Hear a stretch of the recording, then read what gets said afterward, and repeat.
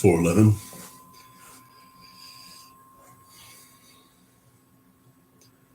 It's good luck. I did a post earlier where I was especially rumbly.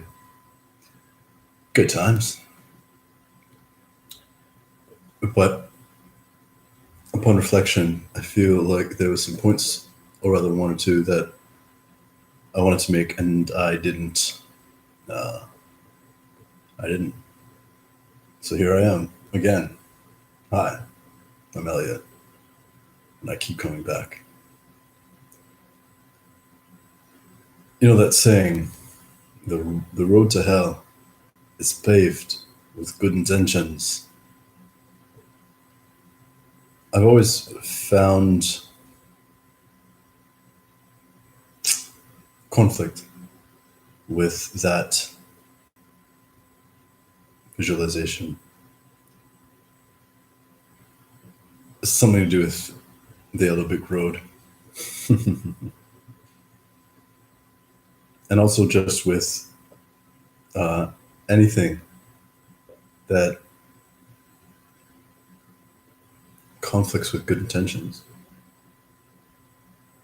right? Because the connotation most often used when that turn of phrase is uttered is to excuse the best of intentions as not being good enough. Like having a good intention is not primal. What it really is. The road to hell is paved with good intentions.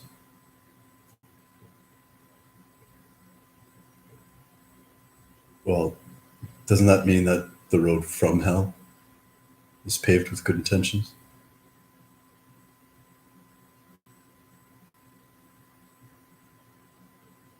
Because a road to hell wouldn't be one way.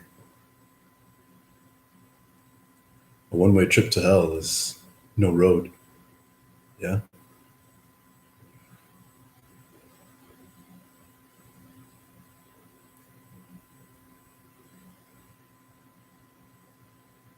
Especially not one taken care of, paved even.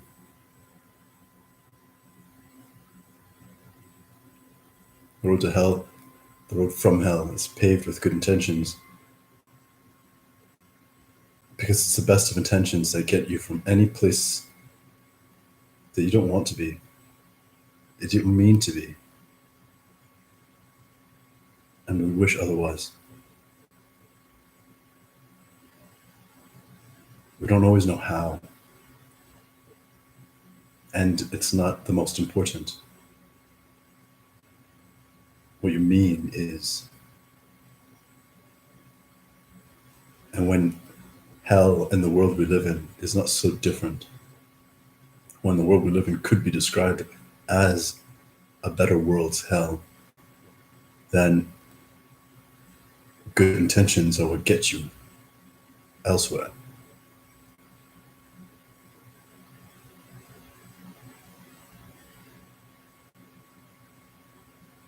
I don't know how to live any other way. And that, I don't think, makes me especially unique. I think that, based on my experience, it is rare, but not so rare that you and I don't have that in common.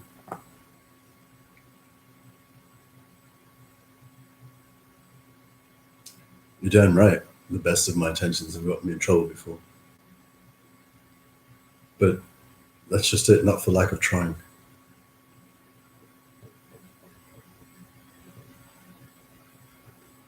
And if I were to continue to take this analogy or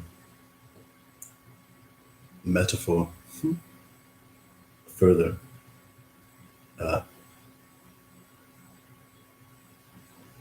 what road to anywhere is paved with anything but, with anything less?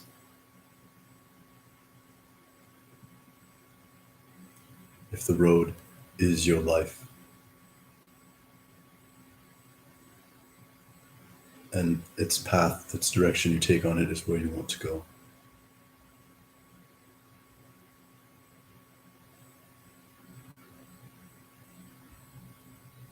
When you step off the path of your best intentions, you usually know it, and it leads to destruction.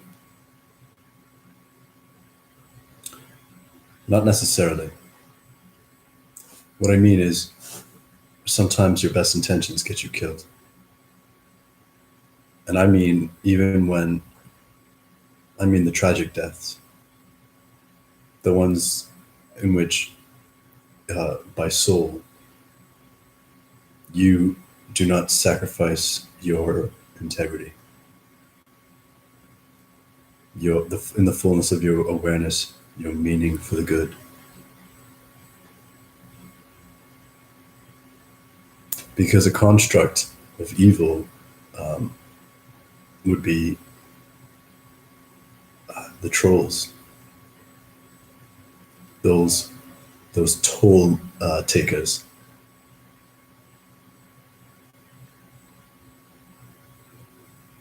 Because the best of your intentions will take you wherever you want to go,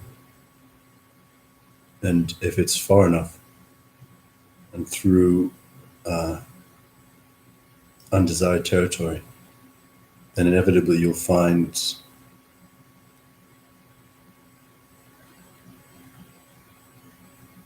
those highwaymen, yeah? Those that don't care to go anywhere on their own road, but only to feed off of and subsist on others making their way through life.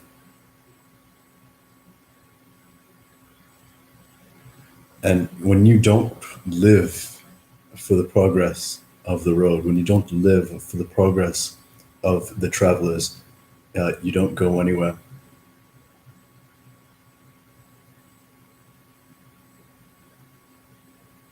Because there is no forward or backward.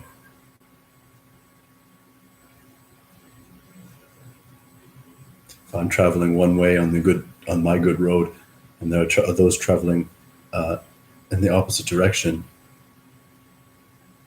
that could be their good road. And we do not need lines in it to mark how to avoid running into each other. It's in no one's best interest to crash, except for those that choose to not go, choose to stay. And then it's their best interest to cause crashes, to cause pileups. Even better, if you can blame the travelers for the accidents that they caused by traveling, but are in effect manifestations of those that benefit from crashes.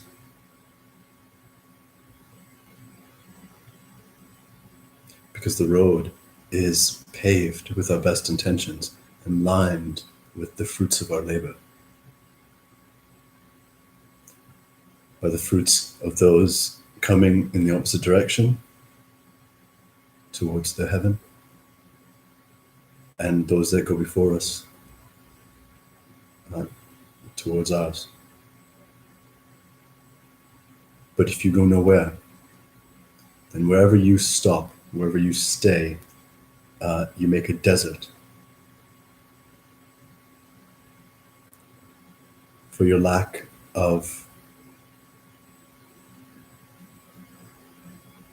movement.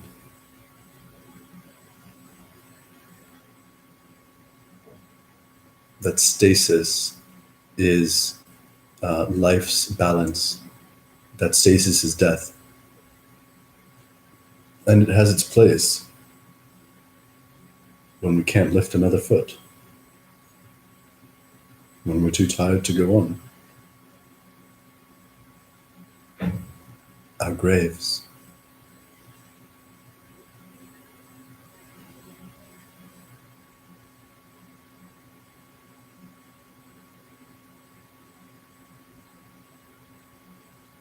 When we part ways with those that we love.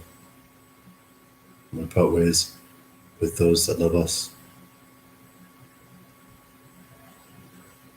In memory,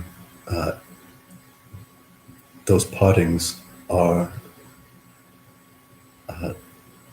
points that aren't got on from.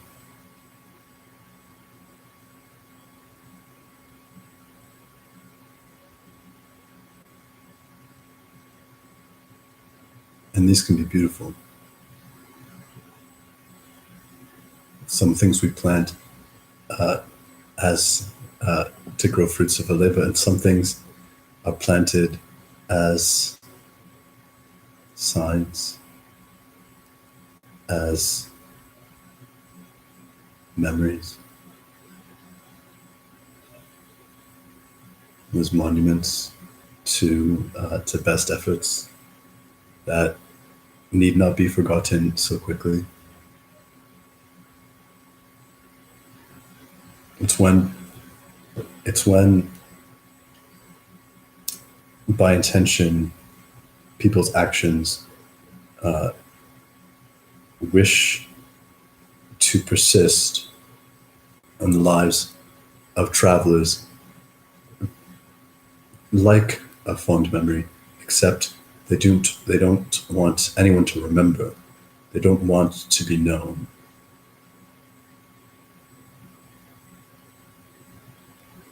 It's like a picture of Dorian Gray. They want to live forever.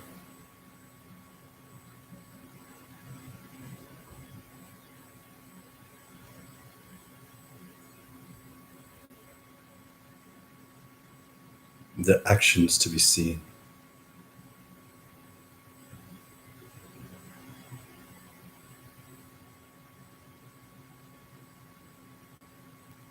But not for the way that they are.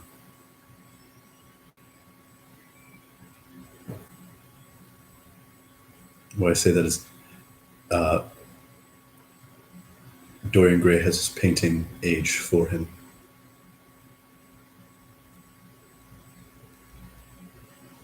And if another were to gaze upon this picture, this painting of his truly aged self, its magic is dispelled and he dies.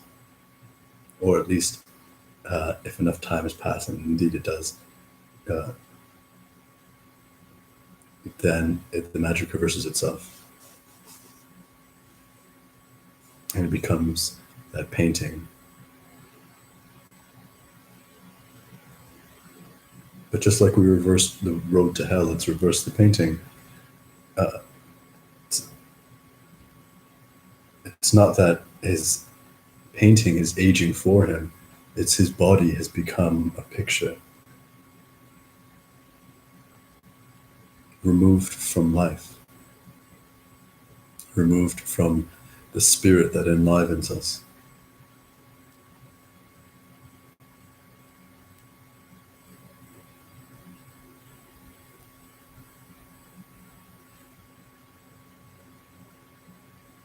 And this, I imagine, is by function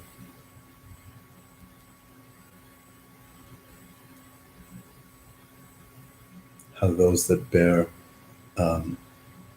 in awareness intentions that are not good.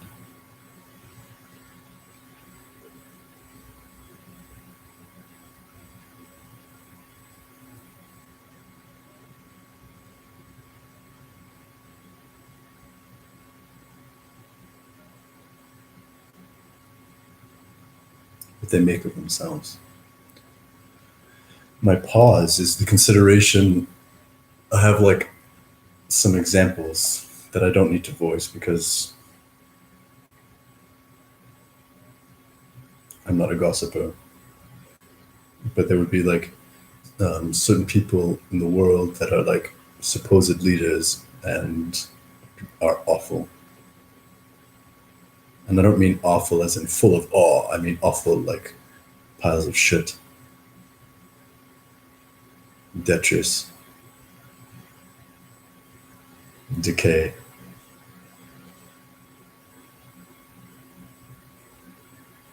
And how maybe to them, the worst that they do is their own best intentions, isn't it?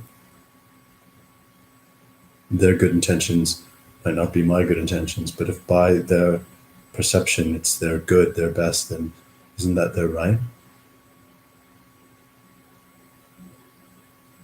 Well, yes and no. And this is another failing of limited perception. And when I say limited perception, all I mean is finding your anyone's own limit of perception and deciding to not look further. To be like, oh, there's something beyond, and then look the other way so as to not see it.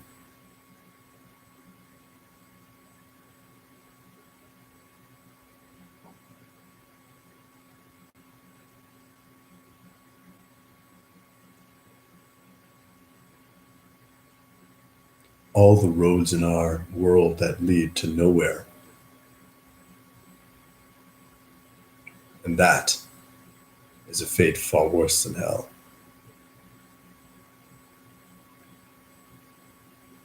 Far worse.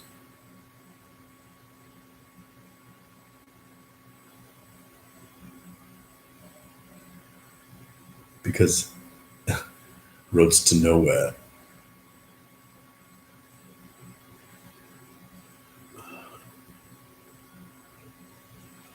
trick you into believing that you're going somewhere. No one wants to be on a road that goes nowhere. No one wants to do the traveling to only see the same things that they've seen before.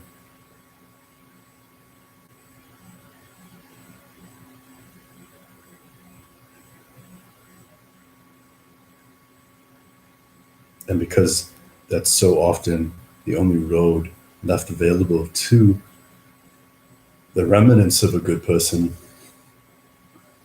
for their own sanity, for their own well being, and for lack of imagination, they stop seeing. Because if you ask most people if their road goes anywhere, at best they'll describe a road that they've seen before, scenery that is repeated.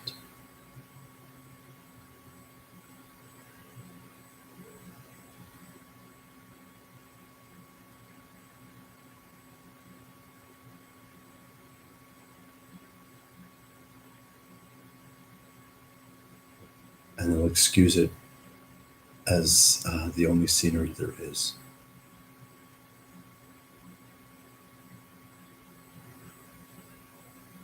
And that's tragic.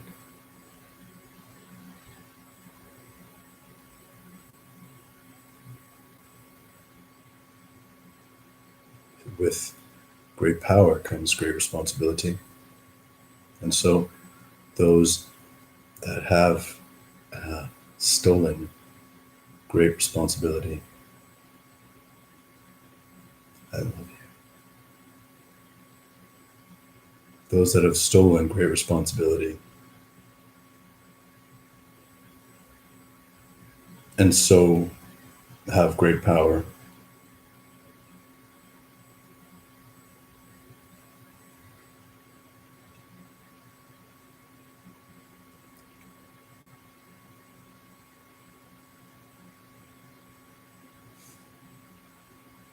there's no avoiding the ill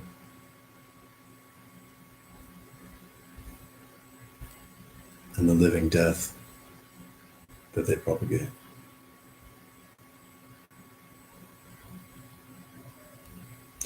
I gave an example in my share earlier today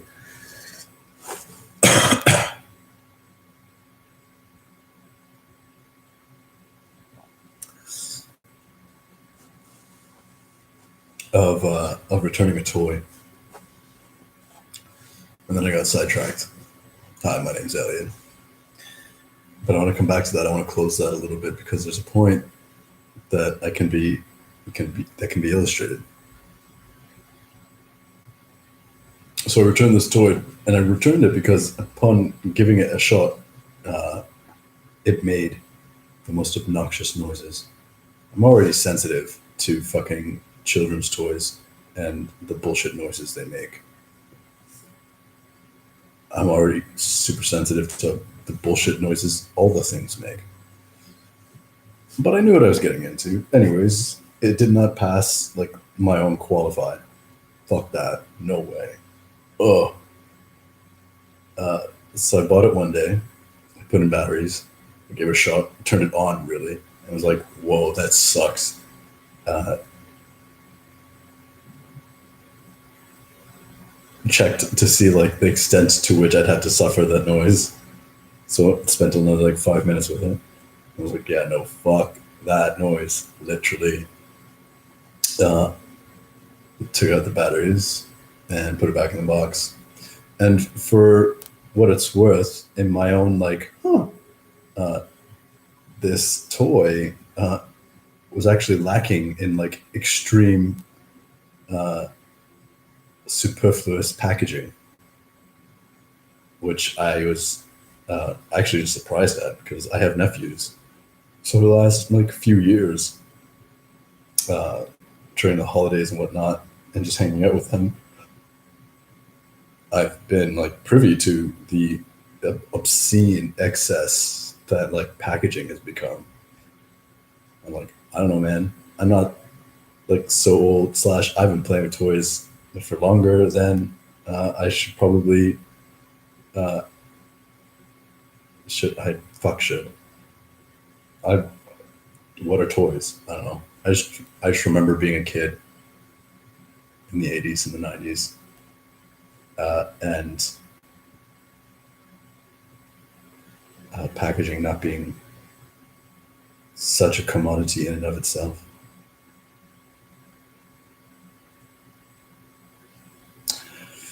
But why I mention it and why I was happy or pleased somewhat by it because I knew in returning it, uh, going through the packaging was like another fucking hurdle one has to deal with, and being like, well, it's open, blah blah blah. Fuck that. Okay. Someone returned it the next day, and to be honest though, I really didn't expect anything, like any kind of policy issue. I bought one of their things. I gave it a shot. It wasn't what I expected it to be. And having not used it, except to turn it on and be like, whoa, uh, I put it back. The packaging was all like intact. I had to like slit the little like sticky box closing, um, like tape. But as far as like packaging goes, it's like that's scotch tape, yeah. And instead, I was confronted with the store, and it was like a toy store. Um, they've got some great like educational toys, and, like just great like sciencey toys, things that I've bought even for myself, uh, for uh, the kind of equipment and whatnot that they'll give. Um, it's crazy how cheap technology can be under the right kind of like auspices or whatever. And actually, I bought these toys for um, their infrared emitters and uh, their infrared receivers. It was just so obnoxious that I couldn't even bear tearing it apart and using the pieces because ugh. It's like, ugh, no, fuck you. You're not even worth it. Uh, so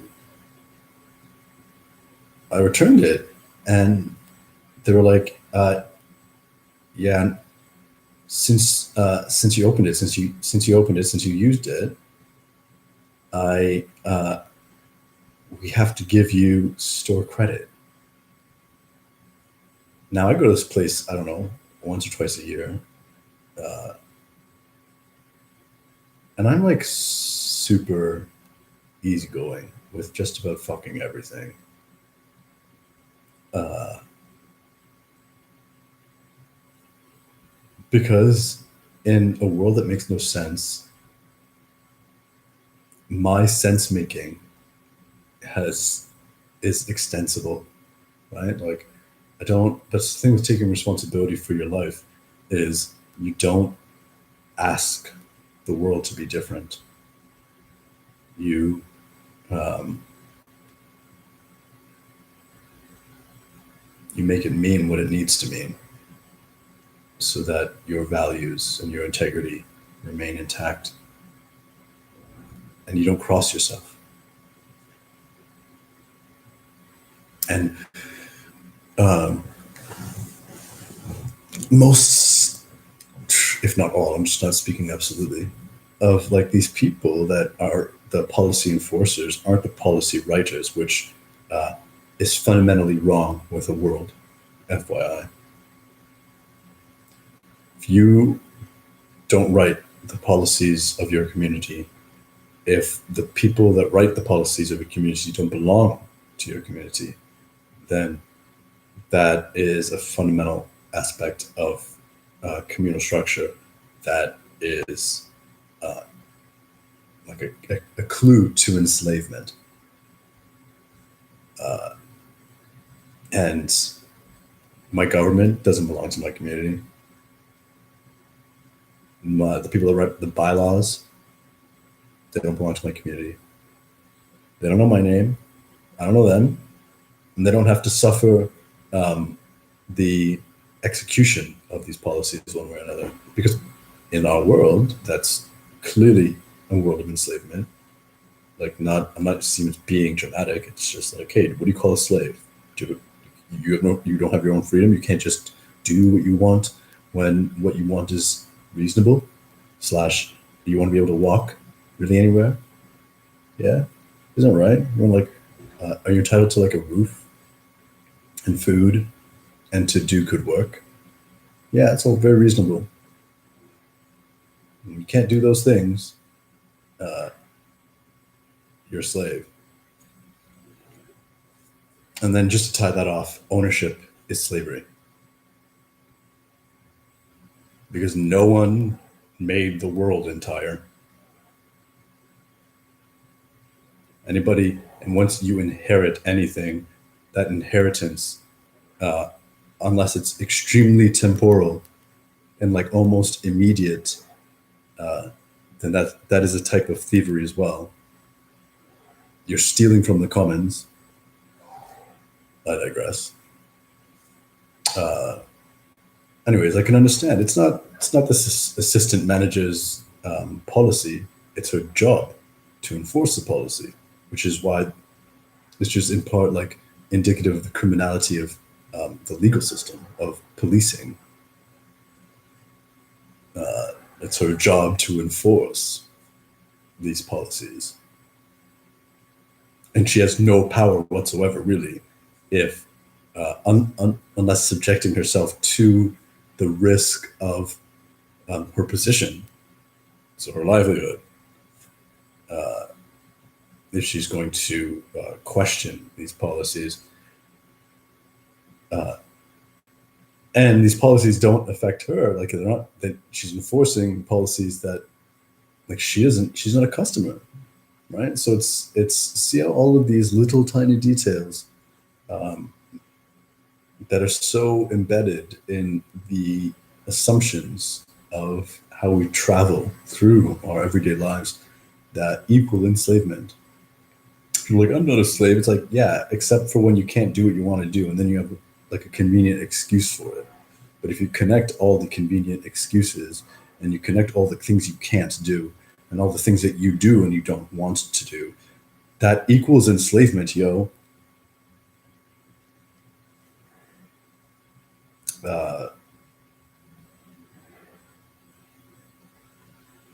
so just how ordinarily I can be really understanding and have all the space to be like, that's reasonable. Like I returned something without a receipt and they want to give me store credit and I know damn right that I'm going to be back. I'm going to use things like that. It's like, cool. That, sure. Whatever, man.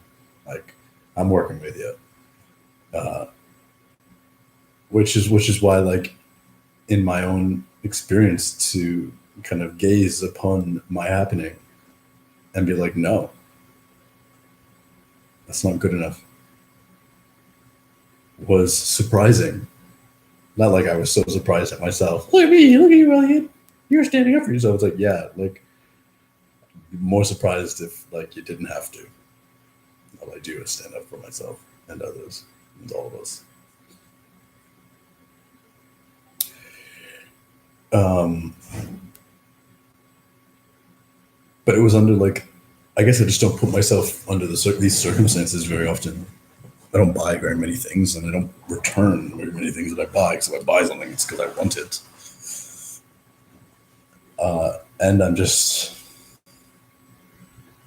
again, and I think you might be the same. Just in managing your own responsibility in your own sphere of influence, you just make things work.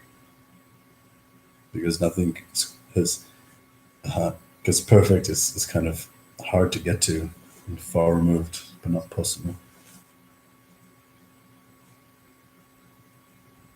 I happen to know that firsthand experience because I've met perfect. Perfect's a matter of perception, so anything can be. And it's gone from being an idea to being like, oh, I knew it. I knew perfect was possible. Anyways. And I told her no. Kindly. Even hearing my languaging, it's like thanks to you guys. Because I'm like, I'm just like, I get it. I'm like that's not good enough. Like I don't follow rules that aren't like good for humans. Like what is it like sorry, it's just what I do. I'm like I break rules. I break rules that are bad for the good of humans. Oh fuck. Uh, I because it wasn't a matter of like taking store credit or not.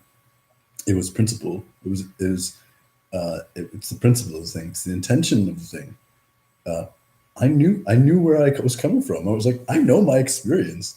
Like, if I can't come to your store, your like this your place of business, yeah, buy a toy, go home, turn it on, not use it, but just turn it on. Realize I don't want it because it's not what I thought it was, and then come back the very next fucking day with receipt in hand, like talking to the guy who sold it to me, and just return it simply because you say you can't resell it because it's been open and used, but that's like just a fucking blanket policy that sure might apply to like general things. Cool, like have a policy if something is open and been used, like we don't return it because like you bought the toy, you used it, you used the toy, and some toys are just like you could just buy and use and whatnot. And also, I'm excusing in this conversation the entire corporation of this being a business at all. And what I mean is, it's not natural or for the good of humanity to buy and sell our ideas, our creativity, and auction them for those that can afford it, for those that are playing by arbitrary rules, so that they are allowed by virtue of their salary their selling of themselves, their sales, their salary, uh, to participate in this, in the chains that break them.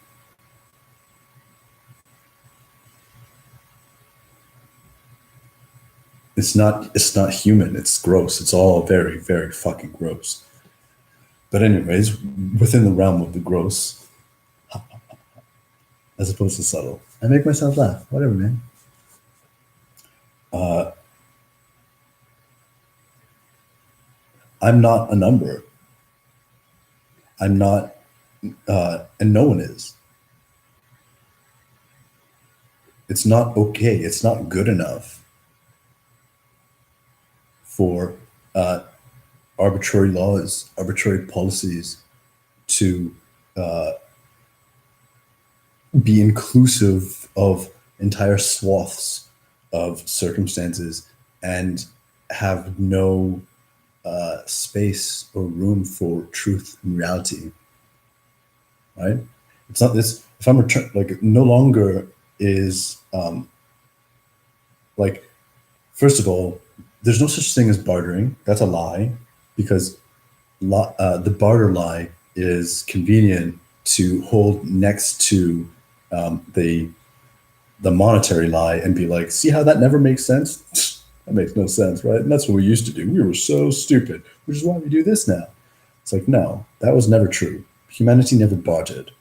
Before we had the money market system, we had like distribution by need. We had mutual creation. We had, and one way of looking at it is what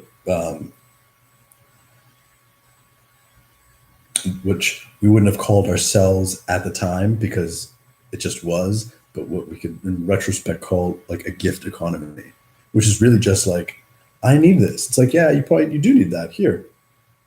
It's like, and then when I need something, you'll give me something. No, no, no. We don't think like that. We just think when someone needs something and I can help, then I'm going to.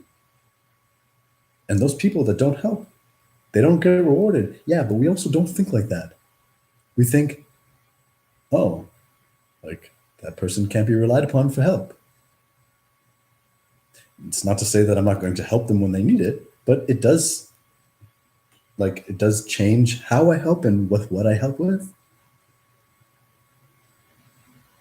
So yeah, that's really all reasonable. Quite simple in act. Yeah.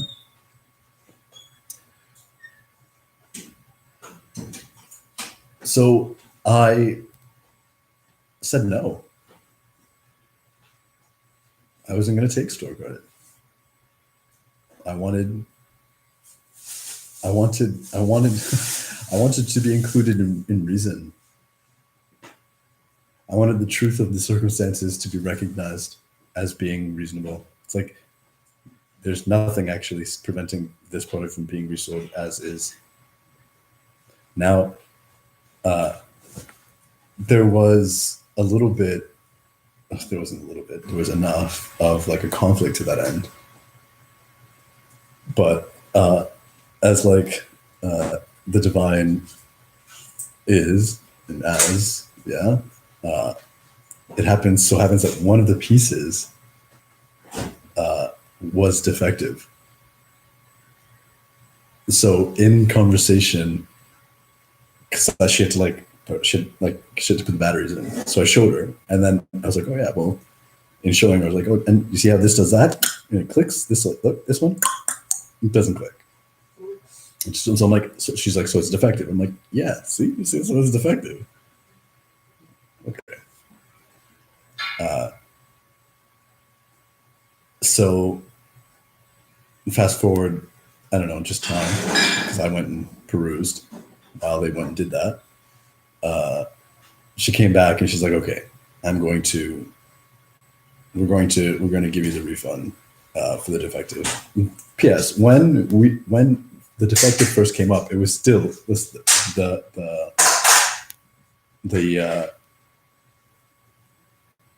the motto was still store credit.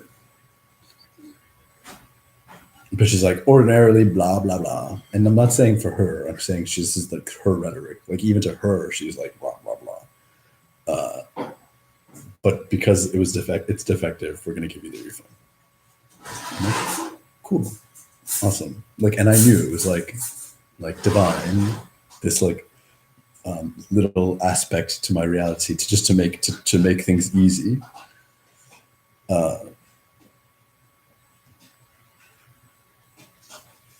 And how I want to bring that back, and why I use it as an example of intention, is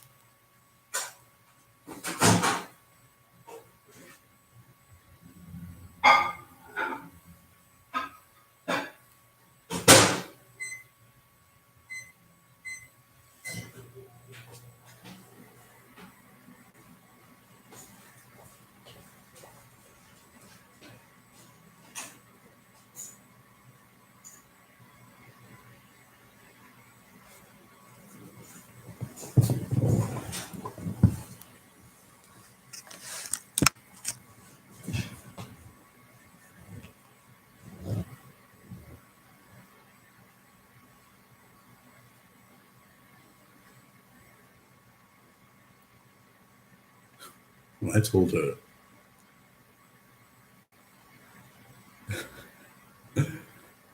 that I'm a rule breaker, that I break rules that don't make sense and that aren't good for humans.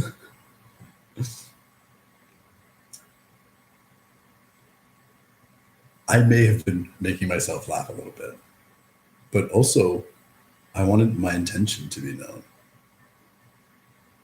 That I wasn't there to get mine. I wasn't there to have my will be arbitrarily done. That if anything could or couldn't be clear, even if it didn't make sense, then my uttering that phrase could most easily have my intention be set.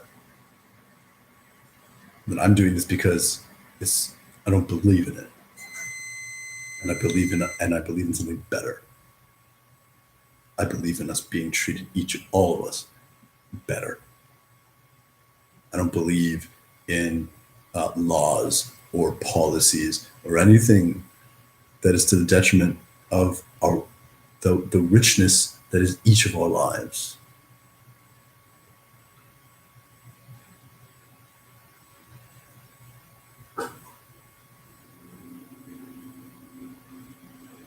And then, like, matter took care of me.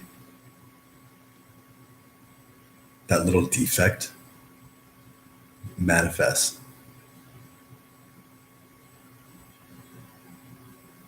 So as to smooth out the road.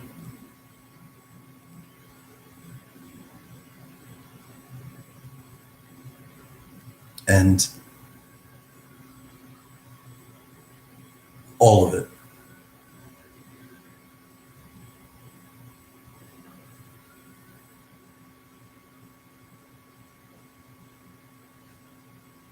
All of it happening in the realm and a sphere of shared space. Because your intentions,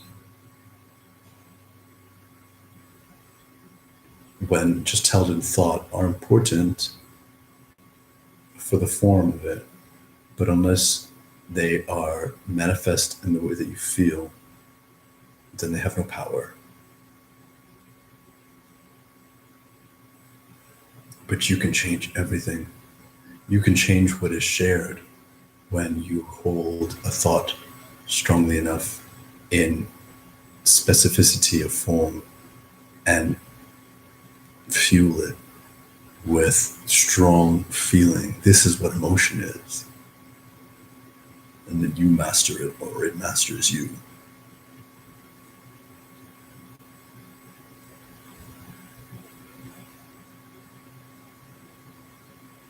And this power, this wisdom is all the more impactful, impressionable, on the universe for what can be shared. Which is why, up until now and for too long, the best of intentions have paved a road of death, because we'd rather die than not.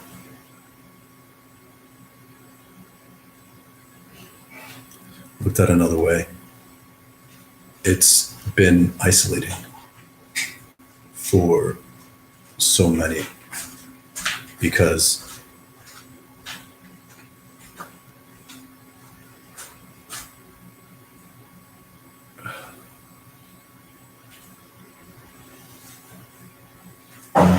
it can be a lonely road. And it's not a matter of pushing off it, but for all those toll takers, for all the lawmakers, right, who make laws around how to be on the road and who's allowed to be on the road and what speed you should go on the road. Mom, can you like maybe just take it down a notch for like 5 more minutes?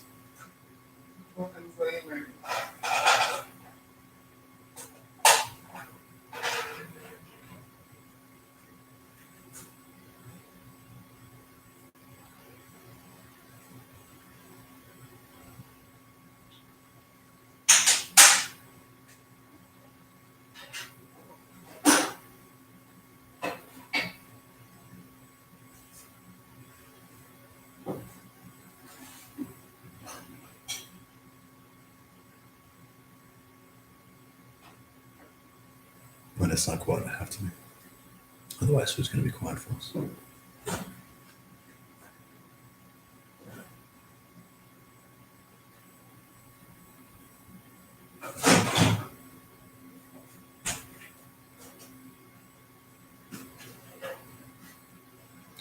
This won't last forever, but I'm just taking this moment to pray, so you can pray if you want to as well.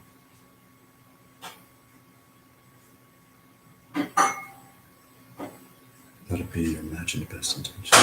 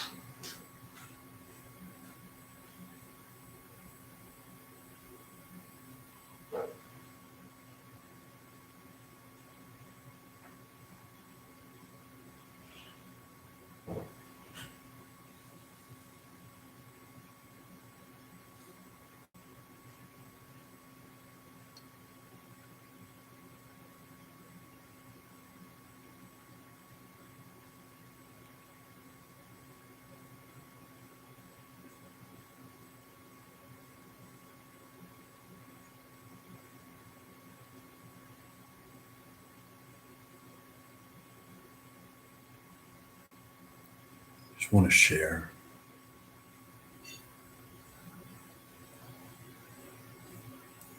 your good intentions with others.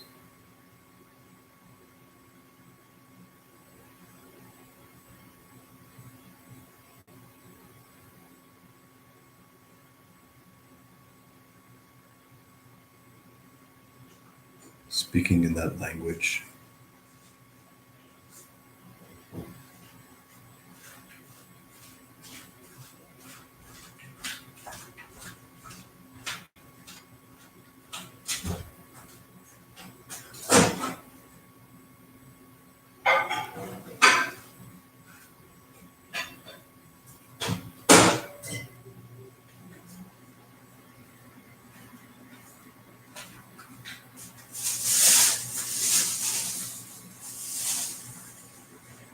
you're impossible.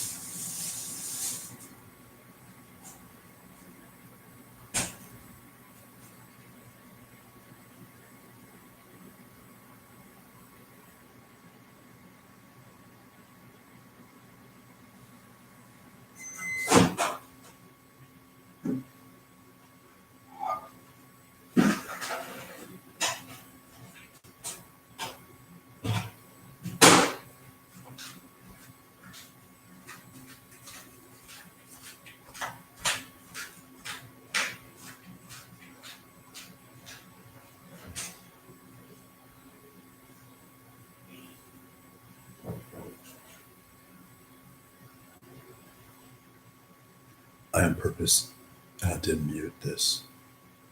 I don't actually know what you can hear. It's probably not that much. I would typically also end the video for the benefit of all except me. But I wanted to stay here with you in these moments of my discomfort, of my lack of freedom.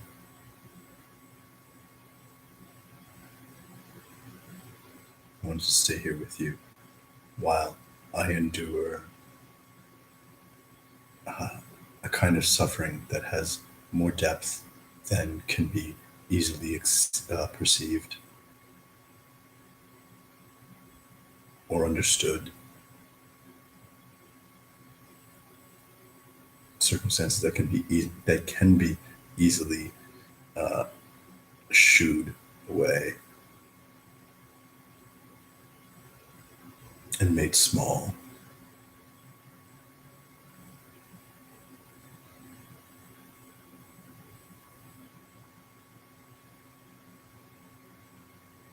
Because it's not good enough.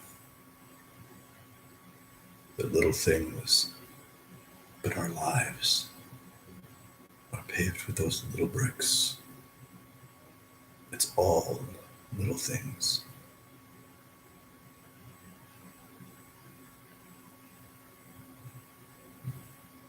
And each little thing is comprised of countless other little things.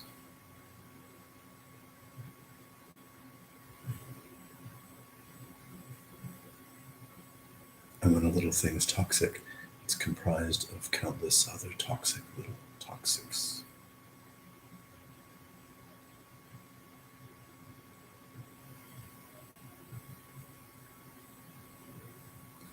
And I wanted to stay. I wanted to admit my experience to you, reasonable or unreasonable. I wanted to admit my experience to my environment,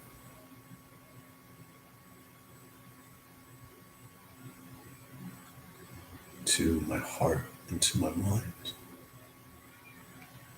I wanted to admit the state of my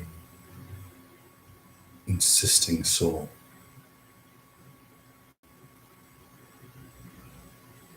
And I didn't want to shut you off or shut you out from any of it. Because I would rather feel, I would rather look foolish or unreasonable or whatever.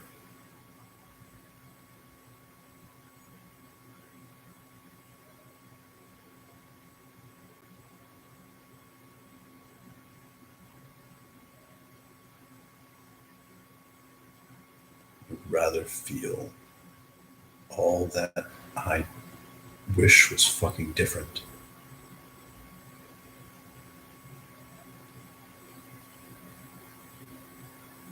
That which is not my choice.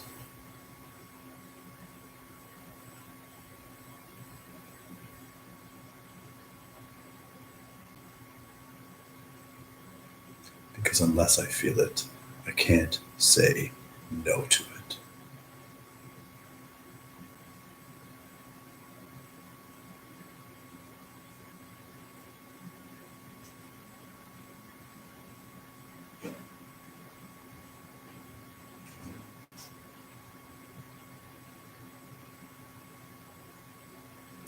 Good intentions are like love. It's not all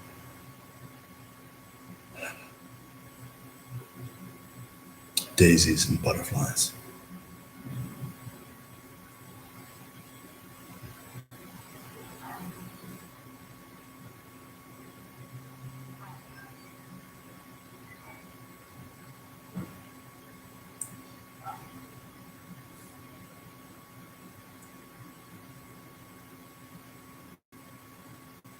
but you need not be subject to more of it.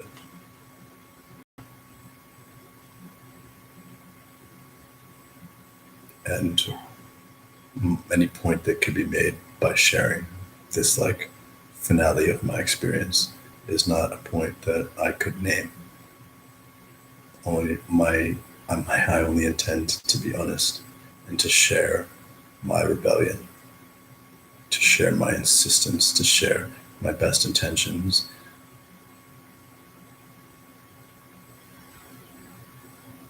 And in this way, this nameless point would be what you would call it, what you would gain.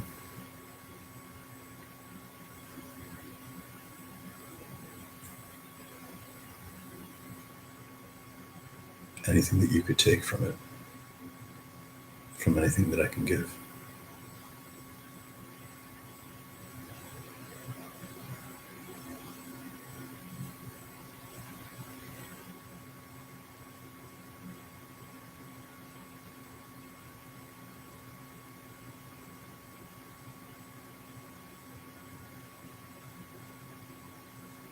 When you bring your good intentions out to the world, you'll often find conflict with it. That's that static, that's that noise.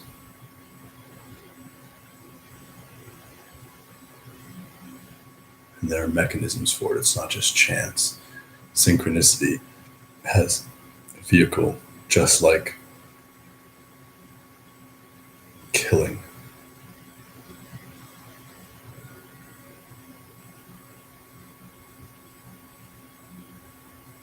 And I'm tired of fighting.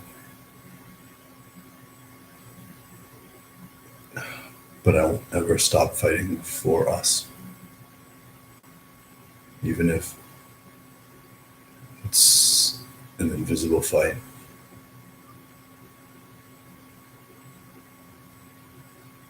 And hard to understand.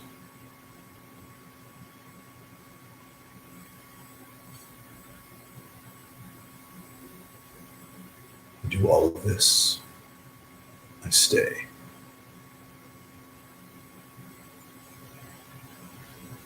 Because we deserve better. We deserve as good as you.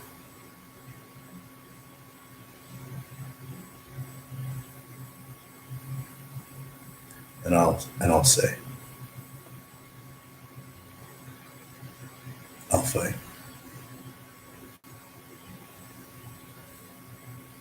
If only to clear part of the way.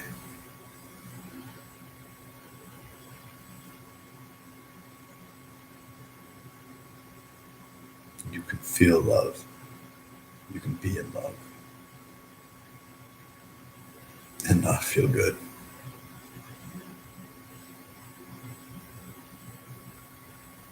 And sometimes that's just necessary. When the world's not good enough.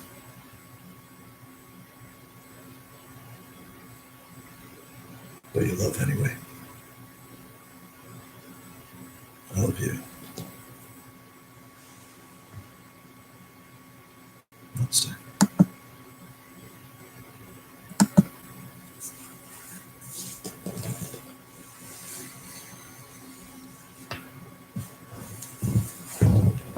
I said namaste.